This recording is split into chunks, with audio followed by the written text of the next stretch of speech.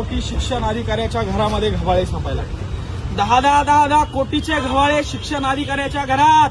सीओवर धाड मारून पहा, हे कलेक्टरवर एखादी धाड मारून पहा. 50, 25, 125 कोटी यांच्या घरात देखील सापडतील. अरे बदलीचे पैसे, प्लेसमेंटचे पैसे, प्रतिनियुक्तीचे पैसे, या डेप्युटेशनचे पैसे, शिक्षकांकडून पैसे उधळण्याचा कारभार या ठिकाणी यांनी लावलाय. एखादा आमदार तिकडून दांगुडा करताय, शिक्षक मुख्यालय हजर करा, आणि दुसरीकडे सीओ, कलेक्टर, शिक्षण अधिकारी त्या शिक्षकांना पैसे जमा करते. हा सिस्टमचा भमळगांड्या कारभार या ठिकाणी चाललाय. मायबाप, आपल्या लेकरांचं शिक्षण अंधारात घालण्याचं काम चाललंय.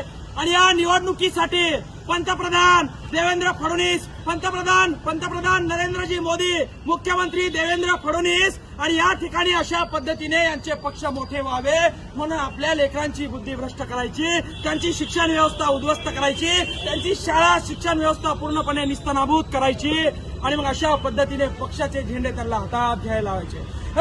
कलेक्टर, अंग्रेज की औलाद, चलनी जाओ, हमारे पे जो अन्याय हो रहा है हम सहन नहीं करेंगे, आवाज उठाएंगे, गोली मारो, फांस पे लटका दो, शांत नहीं बैठेंगे. अरे एवढे दिवस सहन केलंय, तुमचा तर शांत बसणार नाही. कलेक्टर, चलनी जाओ, हमारे पैसों पे जीने वाले कलेक्टर, चलनी जाओ, हमारे टैक्स पे जीने वाले कलेक्टर, चलनी जाओ. हमारा ये जो अज्ञान है, हमारा का जो अन्याय है वो सॉल्व करो. यही काम के लिए तो रखा है तुमको. अरे हमारे सालदार हो तुम, हमारे पैसों पे जीते हो तुम, हमारे टैक्स पे जीते हो तुम. कलेक्टर, चलनी जाओ, अंग्रेज की औलाद, कलेक्टर, चलनी जाओ, अंग्रेज की औलाद, कलेक्टर, चलनी जाओ. इथं शांत बसणार नाही. आमच्यावर जो अन्याय झालाय तो सामान्य माणसावर रोज होतोय.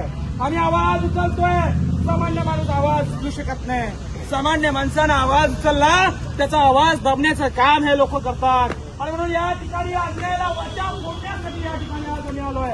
काल एका शिक्षकाला अटॅक आला बीएलओचं काम करताना, आणि तपासणी केली तेव्हा कळलं त्याच्याकडे 4 कामं दिली होते. 4 कामं एका शिक्षकाला तुम्ही देणार असाल तर तो शिकवणार काय? आज नवीन वार्षिक शिक्षणाचं वर्ष चालू झालंय, आणि या वार्षिक शिक्षणाच्या वर्षामध्ये 8 शिक्षकापैकी 4 शिक्षक तुम्ही निवडणुकीच्या कामाला, तुम्ही इलेक्शन टॉप प्रायोरिटी म्हणून आले का सर? अरे मीटिंग किती दिवस करणार आहे? मीटिंग अलुआ मीटिंग अलुआ मीटिंग किती दिवस मीटिंग करणार आहे? अरे कलेक्टर, अरे अंग्रेज की औलाद, चलनी जाओ, अरे कलेक्टर, चलनी जाओ. सर मी पेट्रोल आणलंय, मी जाळूंगी, हे बी जाळेल, मी बी जाण, मला न्याय पाहिजे. मीटिंग सोडून यावं म्हणावं. सामान्य शेतकऱ्याचा विषय, सामान्य शेतकऱ्याच्या पोरांचा विषय, जिल्हा परिषद शाळेचा विषय. एका तहसीलदारानं माझ्याकडनं बदला घ्यायचा म्हणून माझ्या शाळेवरच्या 4 शिक्षकापैकी 8 शिक्षकांना इलेक्शन टॉप प्रायोरिटी म्हणून या ठिकाणी बघा, एक बघा, हे 2, हे 3, हे 4 आणि 5, ही 4थी नोटीस आहे. 3 शिक्षक गेले. मी म्हणलं एकाला तू आता जाऊ नको, 4च राहिले ना खाली, तर नोटीस काढलाय काय बीएलओला, काय नोटीस हजर राहा. अरे किती गेंदड्याच्या कतडीचे झाले.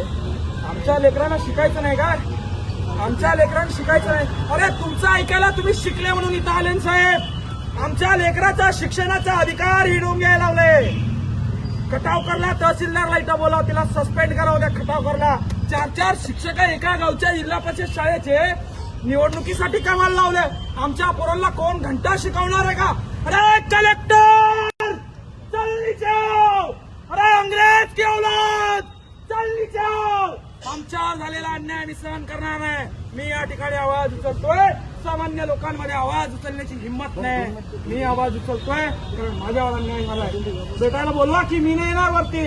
मी कॉल केले, मी फोन केले, मी निवेदन दिले, मी शिक्षणाधिकाऱ्याला बोललो, सीओला बोललो, गट शिक्षणाधिकाऱ्याला बोललो, तहसीलदारला बोललो, नायब तहसीलदारला बोललो. आता मी वर येऊ का भेटायला? मी एक सरपंच असून मला एवढा त्रास? हे काय जागीरदाराची औलाद आहे का? अरे आमचा नौकर आहे, नौकर. काम करतो आम्ही, टॅक्स भरतो आम्ही म्हणून बसलाय तिथं. आम्हालातून पैसे नाही पडले, त्याच्या बापानं खायला दिलं नाही त्याला. अरे आमचा नौकर आहे ते. कलेक्टर, चलनी जाओ.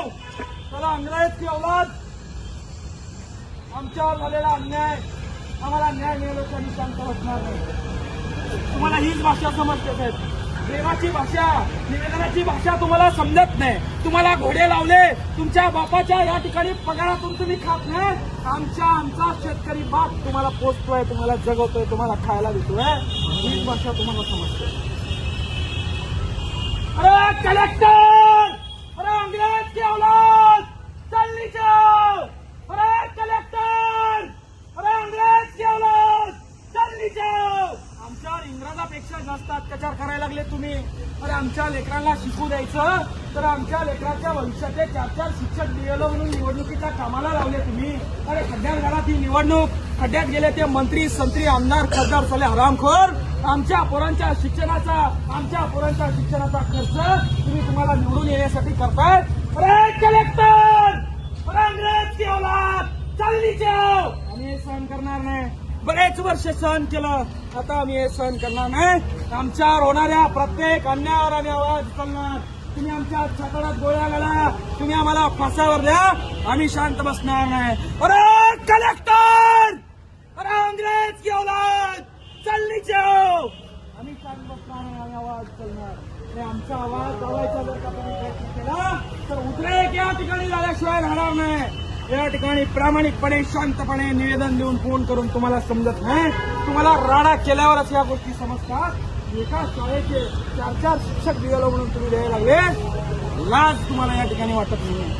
प्रत्येकाला खाली बोलवा, नाही तुम्ही राडा करणार, राडा पुढे करणार.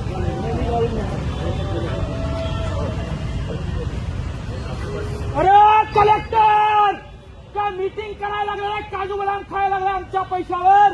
अरे 1 घंटा झाला पोरगा ओरडतो, आवाज येत नाही का रे कलेक्टर. अरे बहिरा झाला का रे कलेक्टर. अरे तुझ्या कानात मळ साचलाय का रे.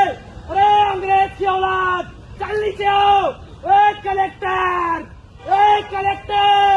चल नीचे आओ.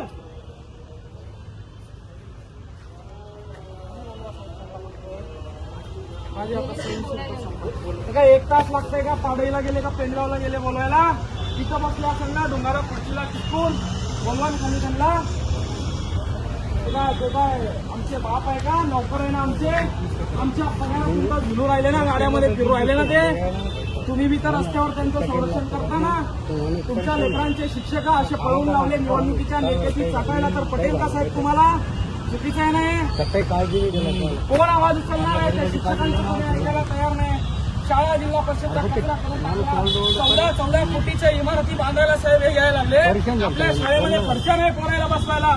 मास्तर आलं सकाळपासून संध्याकाळपर्यंत, त्याला रस्ता नाही नीट जायला. पैसे नाही, काय गोठ्याचे नाही, कुठल्या सरकारी कामाचे पैसे नाही.